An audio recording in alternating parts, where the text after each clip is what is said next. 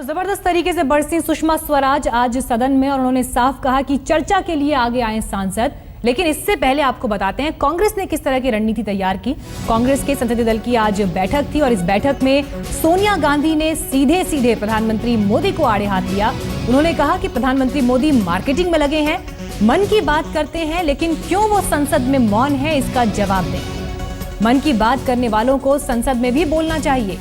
मांगे जब तक पूरी नहीं होगी विपक्ष की तब तक सदन को चलने नहीं दिया जाएगा। और ये मांग क्या है आपको बताएं, इस्तीफों की, यानी इस्तीफों पर कांग्रेस पार्टी अड़ी हुई है। राहुल गांधी, सोनिया गांधी ने अपना रुख साफ कर दिया। साथ ही ये भी कहा कि बहुमत को लेकर सरकार को घमंडी नहीं होना चाहिए बल्कि संवेदनशील होना चाहिए और सबको साथ लेकर चलना चाहिए। लेकिन सरकार इस मसले पर, इस मुद्दे पर फेल रही। और इस वक्त और जानकारी के साथ हमारे संवाददाता कुमार विक्रांत हमारे साथ जुड़ गए हैं। कुमार, आज जिस तरह की हालत हमने सदन में देखी, जिस तरह का हंगामा सदन में हुआ, जबरदस्त तरीके से सुषमा स्वराज बोली हैं, पहली बार वो इस मसले पर सदन में बोली हैं, लेकिन ये साफ हो गया या सरकार ने भी ये साफ करने की कोशिश की कि कांग्रेस चर्चा से भाग रही है। अब सवाल ये उठता है कि ये आरोप कांग्रेस अपने ऊपर लेती है या अपनी रणनीति में कुछ बदलाव करती है। जी देखिए, इन सभी चीज़ें कल देर रात ही कांग्रेस ने तय कर ली थी, जो कि आज दिखाई पड़ा संसद में या सोनिया गांधी के भाषण में और राहुल गांधी ने जो हमसे बात की उसमें। कल ही ये तय हो गया था कि कांग्रेस सर्वदलीय बैठक में जाएगी, लेकिन वो अपने रुख पर कायम रहेगी। और जिस तरीके से सरकार अड़ी हुई है कि वो इस्तीफा नहीं लेने जा रही है, उसी तरीके से कांग्रेस ने तय किया है कि जब तक एक्शन नहीं होगा तब तक डिबेट और डिस्कशन नहीं होगा। इसलिए सोनिया गांधी ने अपने भाषण में ये बात भी कही, जो कभी यानी एनडीए और बीजेपी पर हमला बोलते हुए कहा है कि जो कभी विरोध प्रदर्शन के चैंपियन हुआ करते थे वो आज चर्चा की बात कर रहे हैं। चर्चा पहले और एक्शन पर कोई बात नहीं, तो ये नहीं होने दिया जाएगा। तो कुल मिलाकर आप कह सकती हैं कि जो दोनों पक्षों का रवैया है उसके चलते ऐसा लग रहा है कि मानसून सत्र फिलहाल धुल जाएगा। बिल्कुल, महज 2 हफ्ते का वक्त अब और बाकी है सदन के पास और ऐसे में जिस तरह का हंगामा जारी है और जिस रणनीति के साथ दोनों पक्ष सदन में आपस में लड़ रहे हैं, उसको लेकर सवाल यही उठ रहा है कि क्या वाकई ये 2 हफ्ते भी यूं ही हंगामे की भेंट चढ़ जाएंगे। विक्रांत हमें लगातार इस पर जानकारी दे रहे हैं। विक्रांत, एक सवाल यहाँ पर यह भी उठता है कि जिस तरह से प्रधानमंत्री के बार बार बयान की बात हो रही है कि वो सदन में आके बयान दे, इस पर भी सरकार ने आज एक लॉजिक दिया कांग्रेस को, विपक्ष को। उन्होंने साफ कहा कि जब तक आप चर्चा ही नहीं होने देंगे प्रधानमंत्री बयान किस पर देंगे। दोनों ही अपनी तरफ से सियासी खेल खेल रहे हैं। सरकार को लगता है कहीं ऐसा ना हो कि प्रधानमंत्री सदन में भाषण भी दे दें और उसके बाद भी सदन न चलने पाए, हंगामा जारी रहे। और कांग्रेस का ये कहना है लगातार कि प्रधानमंत्री अपने भाषण में कार्रवाई का, एक्शन का या इस्तीफे लेने का, सुषमा, वसुंधरा और शिवराज के इस्तीफे लेने का जिक्र करें, उसके बाद ही बात बन सकती है। तो कोई भी अभी पीछे हटने को तैयार नहीं है। इसीलिए मैं कह रहा हूँ कि ऐसा लगता है कि जैसे अब तक मानसून सत्र धुला है, आगे भी धुलने के आसार दिखाई पड़ रहे हैं। बिल्कुल, और साथ ही एक बात और साफ हो जाती है कि बेशक 12 बजे जो स्पीकर की तरफ से जो सर्वदलीय बैठक बुलाई गई है, उस सर्वदलीय बैठक में क्या निकल कर आएगा ये तो अब बेमानी सा लगता है। फेल होना भी उसका तय नजर आता है।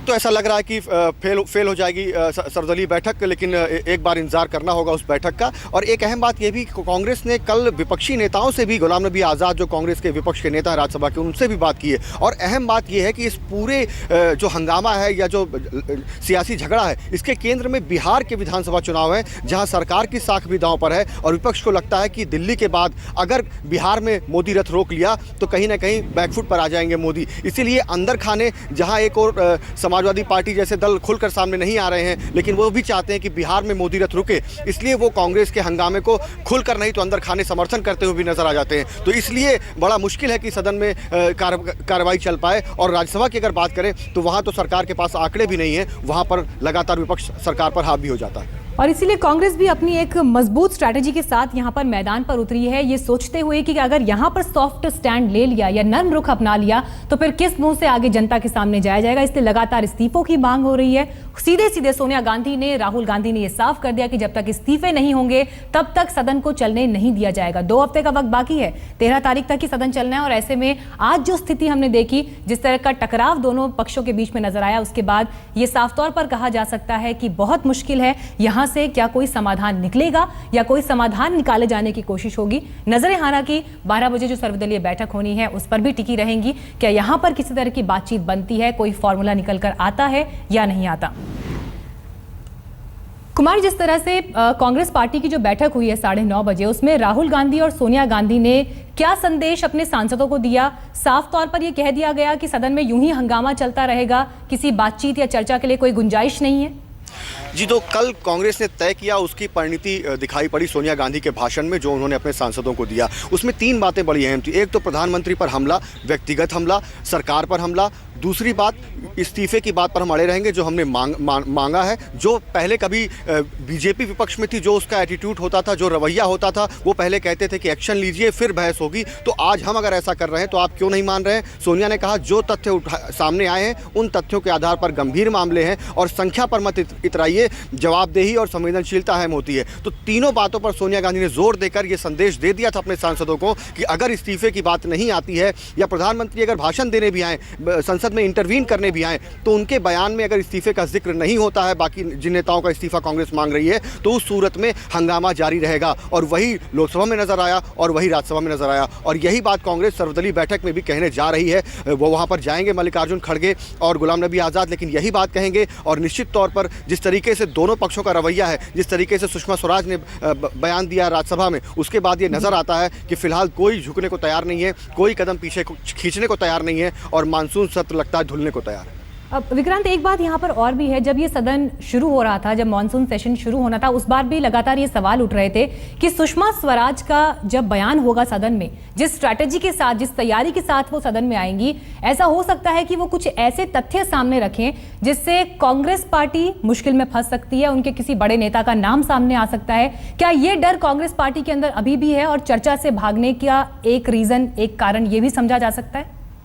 जी देखिए, कांग्रेस की ओर से साफ कर दिया गया था कि अगर कोई नाम सुषमा स्वराज लेती हैं तो बिल्कुल लें, लेकिन वो जो मामला है वो और ये मामला अलग है। तो कहीं ना कहीं कांग्रेस ने एक मन बना लिया था सदन सत्र की शुरुआत से पहले ही कि वो सदन नहीं चलने देगी जब तक कि इस्तीफा नहीं होता है, और कांग्रेस उसी बात पर आगे बढ़ रही है। हालांकि कांग्रेस के भीतर एक तबका ऐसा है, चाहे वो शशि थरूर हो या कुछ और नेता, जो ये कहते रहे हैं कि डिबेट होनी चाहिए, ज़्यादा बेहतर होगा, ज़्यादा लंबा इसको ना खींचा जाए। लेकिन राहुल गांधी और सोनिया गांधी ने तय किया है कि चूंकि तथ्य हम मानते हैं गंभीर है और ऐसे में ये एक मौका है, खींचा जाए इस मामले को और इस्तीफे की मांग लगातार जारी रखी जाए। और दूसरी अहम बात यह है कि बिहार चुनाव के पहले कहीं ना कहीं एक बड़ा संदेश विपक्ष देना चाहता है और सरकार भी चाहती है कि कहीं ना कहीं जिस तरीके से चर्चा से दूर जा रही है कांग्रेस या चर्चा करने के लिए तैयार नहीं हो रही है, इस मामले पर कांग्रेस को घेरा जाए। और दोनों एक दूसरे की घेराबंदी में लगे हैं क्योंकि सामने बिहार चुनाव दोनों पक्षों को नजर घेरेबंदी राजनीति लगातार जारी है यहाँ पर, और निष्कर्ष ये निकल रहा है कि जिस तरह का गतिरोध बना हुआ है वो फिलहाल टूटता नजर नहीं आ रहा। विक्रांत, आपका शुक्रिया हमें जानकारी देने के लिए।